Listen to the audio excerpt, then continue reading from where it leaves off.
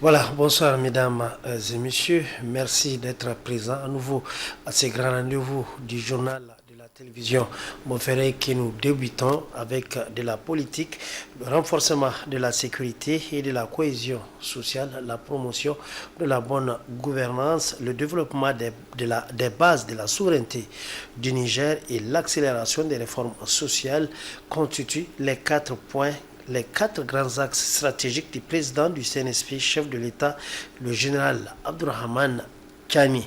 Ils ont été rendus publics ce samedi après-midi par le Premier ministre Ali Lamine Zen au cours d'un point de presse animé à son cabinet.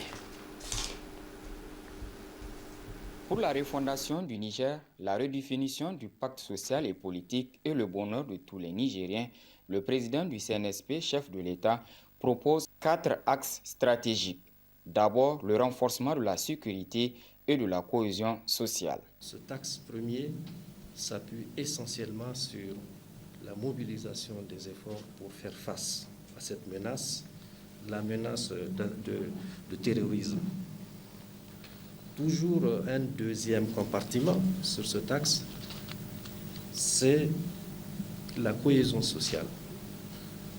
Il y a eu des exemples que vous avez vus. Le discours qui a été tenu a consisté à rassembler les Nigériens autour d'un idéal commun, celui d'appartenance à un même pays.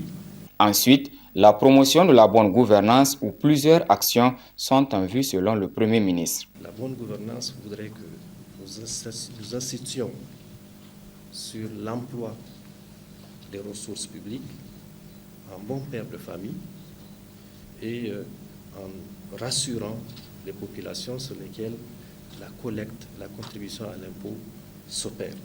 Nous avons, comme vous le savez, consacré plus de 8 mois, voire 9, 10, pour convaincre les partenaires qui ont décidé de suspendre leur coopération à reprendre, pour que les ressources qu'ils assurent, qui ne sont pas exclusivement des dons, qui sont des prêts, donc que notre peuple va rembourser, que toutes ces ressources puissent permettre de faire des investissements pour un Niger prospère.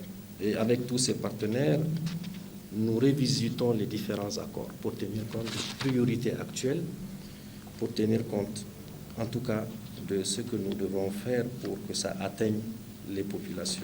Puis, le développement des bases de la souveraineté économique où l'État attache beaucoup de prix, selon Mohamed Ali Lamine-Zen. Notre pays qui repose, dont l'économie repose essentiellement sur 2 mamelles, l'élevage et l'agriculture, appelle à se concentrer et à faire beaucoup plus d'actions dans ce domaine-là. Et depuis le début, le chef de l'État veille à ce que des travaux se fassent pour permettre à nos populations d'avoir des espaces de production. Vous avez été témoin de ce qui a commencé à être fait par l'ONAHA, par exemple, et des discussions que nous avons avec l'ensemble de nos partenaires pour rediriger les investissements dans les domaines de production. L'accélération des réformes sociales constitue le 4e grand axe des ambitions du général Abdourahmane Chani. Les instructions sont données depuis des mois pour qu'on travaille à revoir d'abord le fonctionnement de notre administration, de mettre un accent particulier sur des questions de formation et aussi de travailler à regarder les programmes, y compris les programmes scolaires. La satisfaction des besoins vitaux des populations est en effet le pivot de cette vision du général Chani. Autre point, la justice sociale et l'emploi honnête, propre, intègre des ressources du Niger. Le chef de l'État a donné les instructions nécessaires pour que nous puissions améliorer notre outil de justice. Il est important qu'on intègre cela et il y a une volonté manifeste de travailler à améliorer le comportement de la justice à l'égard du citoyen. Et cela, nous y tenons et nous ferons tout pour que cela produise des résultats dans un délai le meilleur. Et le deuxième point important, c'est l'emploi honnête, intègre, propre des ressources publiques. L'argent public étant sacré, il est indispensable que tous nous nous mettions ensemble pour que le moindre franc mobilisé soit destiné à l'objectif pour lequel le peuple a consenti son prélèvement. Le Niger est ouvert à toute forme de partenariat à condition que cela soit sincère, a poursuivi le Premier ministre. Il n'y a aucune espèce d'animosité, y compris vers ces pays avec lesquels nous nous sommes séparés. Ces pays, si demain acceptent de nous respecter, de respecter nos priorités, de respecter notre peuple, eh bien, il n'y a rien qui puisse empêcher que, dans le respect de nos intérêts, nous puissions nous retrouver. Le Nigérien, comme on l'a toujours dit, n'est pas quelqu'un de compliqué. La formation d'un citoyen nouveau, pétri de patriotisme, bien éduqué, bien formé, bien soigné, constitue aussi des points non de moindre de l'ambition que nourrit le président du CNSP pour un Niger uni et prospère. Voilà, vous l'avez suivi, c'était là le point de presse du Premier ministre M. Mahaman Ali Laminzen par rapport aux grands axes de la politique de la gouvernance du CNSP. Un reportage signé Abdelaziz Mahamadou. Cela dit, la salle de réunion du Grand Hôtel de Niamey a servi cet après-midi aux travaux de la 3e Assemblée générale ordinaire de l'association Génération Enfants des anciens militaires du Niger. Après les discussions, un nouveau bureau a été élu pour un mandat de 3 ans en vue de relever les défis de l'association. Mohamed Alpha Ibrahim Idi. Ils se sont retrouvés ce dimanche 14 juillet 2024 au Grand Hôtel de Niamey pour les assises de la 3e Assemblée générale ordinaire. Et ce sont les membres, les partisans et les sympathisants de l'association Génération Enfants des anciens militaires du Niger.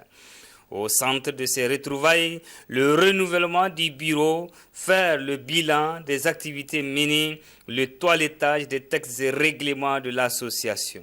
Depuis sa création, selon le bureau sortant, plusieurs activités sociales ont été organisées.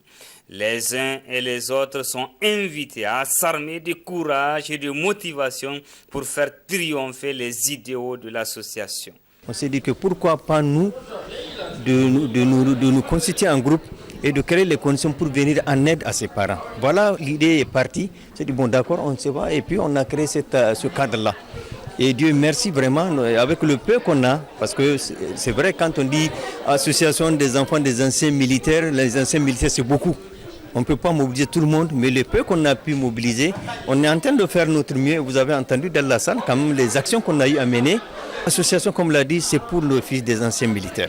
Donc ceux qui ne sont pas là, qui auront vent de cette association, qu'ils viennent renforcer ceux qui sont déjà là et créer les conditions pour faire la différence avec les autres associations.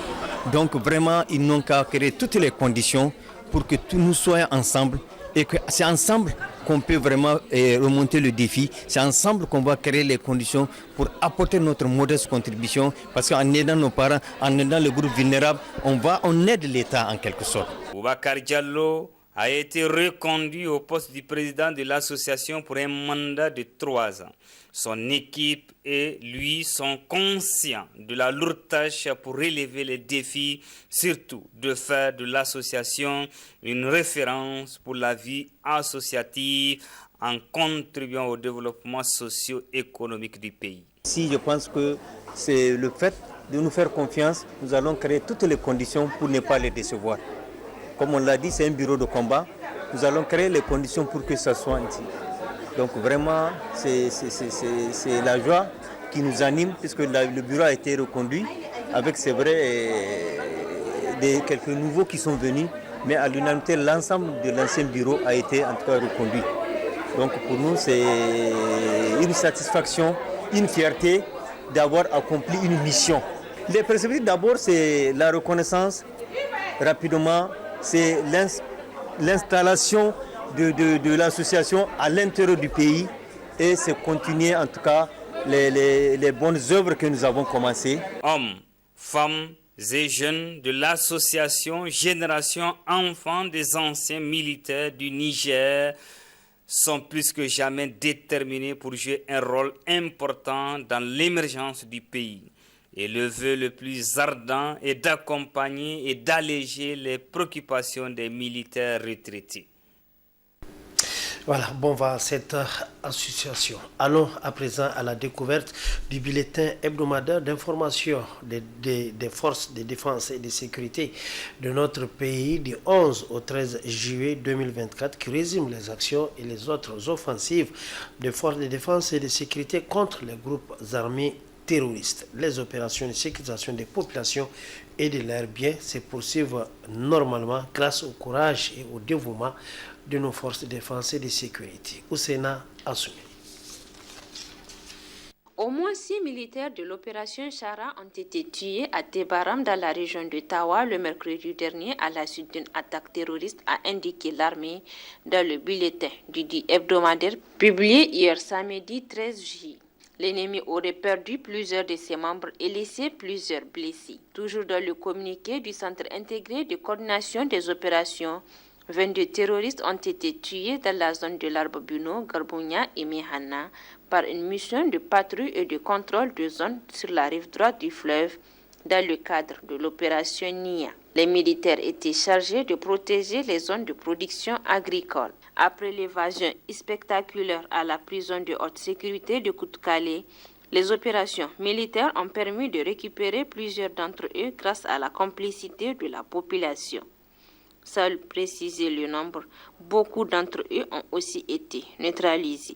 2 fusils d'assaut AK-47 et un fusil mitrailleur modèle M80 ont été saisis lors de cette opération. Toujours dans le cadre du ratissage, 3 terroristes armés évadés de la prison de Koutkalé ont été localisés et neutralisés dans le secteur de Gorou. Ce bilan intervient alors que l'armée allemande présente dans la zone de Tawa a décidé de ne plus renouveler à partir du 31 août sa présence au Niger. Les deux parties ne se sont pas entendues sur les conditions de la présence des bases allemandes au Niger. Elle intervient aussi après la fin de la première phase de désengagement de l'armée américaine. La Fondation Mohamed VI, section du Niger, a procédé ce matin au lancement des présélections des concours des oulémas, candidats du pays sur le hadith du prophète, paix et salut de Dieu sur lui. À la fin de la compétition du jour, les meilleurs de chaque catégorie ont été récompensés. Souleymane Soumane et Maman Siraj. La Fondation Mohamed VI, section du Niger, n'a pas fait exception à l'instar des 47 autres sections de par le monde à travers l'organisation et la tenue des présélections des candidats du Niger de la première édition du concours de la Fondation Mohamed VI portant sur les hadiths du prophète, paix et salut de Dieu sur lui. Une initiative saluée par le représentant du ministère en charge de l'Intérieur qui a par ailleurs encouragé la Fondation Mohamed VI à préserver ces genres d'initiatives bénéfiques pour la Oumma islamique. Je me réjouis de constater cette initiative louable sur le hadith du prophète sallallahu alayhi wa sallam, deuxième source de l'islam, dont c'est la première édition, après le Saint-Coran qui a déjà connu plusieurs éditions. Ainsi, j'exhorte la Fondation Mohamed VI des oulémas africains de persévérer sur cette noble initiative afin d'aider nos frères et sœurs à mieux connaître leur religion et à la pratiquer dans la droite ligne qui nous a été tracée par le Coran et la sunnate du prophète Mohamed sallallahu alayhi wa sallam. Les organisateurs donnent leur impression sur le déroulement de cette première édition de la Moussabaka sur le hadith du prophète, paix et salut de Dieu sur lui.